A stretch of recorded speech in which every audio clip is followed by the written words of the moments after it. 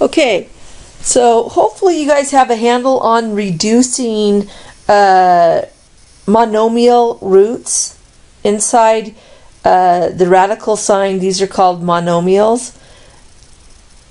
And it's a pretty simplistic task. It's just kind of annoying because it takes a while, but the smartest thing is to do prime factorization method, because later on, well, even now, that's very helpful.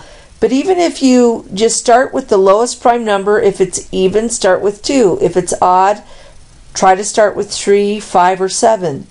So 2 times 144, well, guess what? You can stop right there if you're thinking about it, because 144 is a perfect square.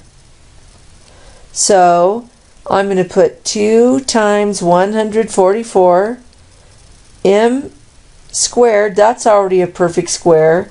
Well, n cubed is the same thing as n to the first times n squared, and n squared is a perfect square, so I'm going to put n times n squared.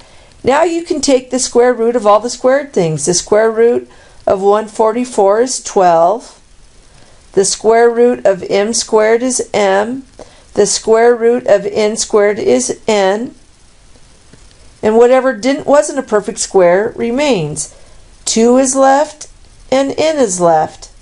That's it. So we come over here. 2 times 90. 90 is not a perfect square.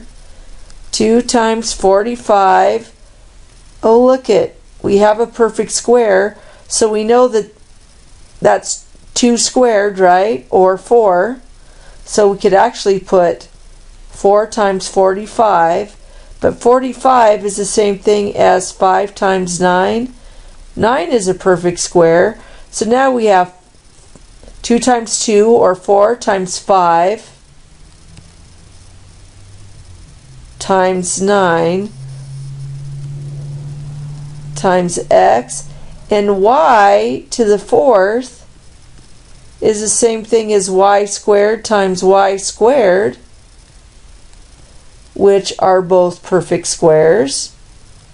So you just now take the square root of each thing. The square root of 4 is 2. The square root of 9 is 3. The square root of y squared is y. The square root of y squared again is y. And whatever's left, 5x. Well, now you multiply everything on the outside. 2 times 3 is 6.